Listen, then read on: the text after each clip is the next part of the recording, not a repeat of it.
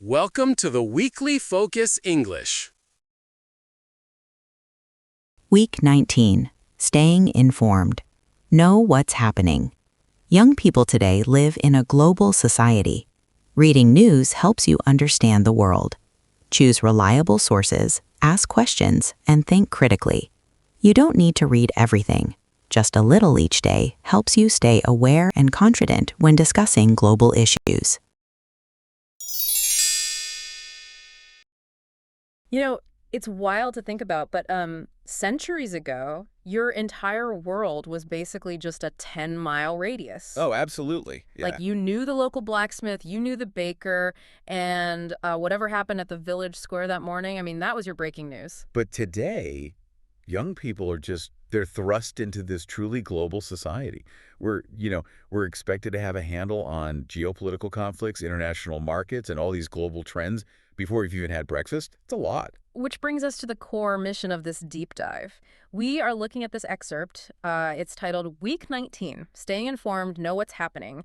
And we're really figuring out how you can stay smart in this massively connected world without all that anxiety that usually comes with it. Yeah, and the source points out this really ironic baseline. Like, we've never had a better tool than the daily news to understand the globe, right? But we've also never felt more completely paralyzed by it. Yeah, exactly. Reading the news is supposed to be our bridge to the rest of the world, but the sheer volume just makes it completely overwhelming. That's the core problem right there. Like, trying to understand the entire global society all at once, it inevitably causes this massive information overload. Oh, for sure. It feels like you're trying to drink from a fire hose, but the excerpt actually gives us permission to completely reframe this. It explicitly says you do not need to read everything. Right, which is such a relief to hear. Totally. You should treat news consumption less like a fire hose and more like a daily vitamin. I love that analogy, and the mechanism behind that is really about consistency over volume.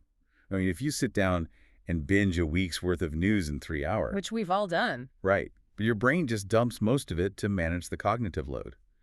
Taking a consistent, bite-sized daily dose, though, that allows your brain to actually recognize patterns over time.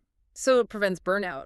Exactly. It prevents burnout while building a really solid baseline understanding of how all these different global events kind of connect to each other. Okay, but let's unpack this a bit because there's a danger there, right?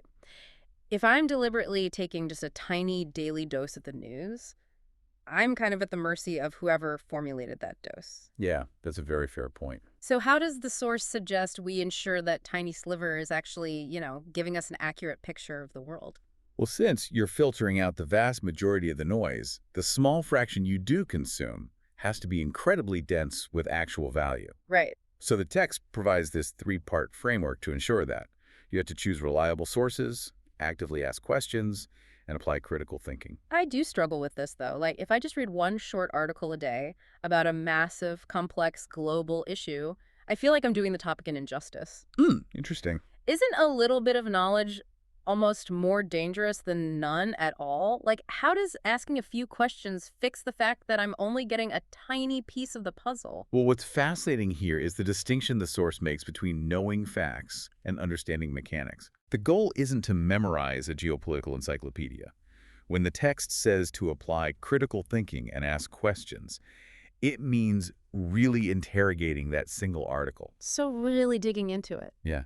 You read it and ask things like, who benefits from me believing this framing? Yeah. Or what historical context is obviously missing from this headline?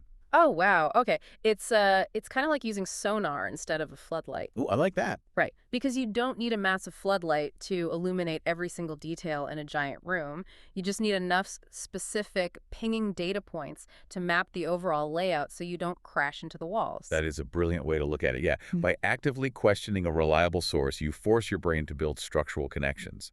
You're mapping the layout of the issue rather than just, blindly accepting a summary. Which bridges the gap between a quick superficial read and true comprehension. Exactly. So instead of passively doom scrolling for 2 hours and retaining absolutely nothing, I'm spending 10 minutes actively dissecting one or two well-sourced pieces. And the ultimate payoff for that habit, according to the excerpt, is confidence. Confidence. Yeah, you become confident when discussing global issues because your foundation is built on your own critical analysis. Yeah. It's not just some frantic attempt to recall a social media feed. Yeah, that makes a ton of sense.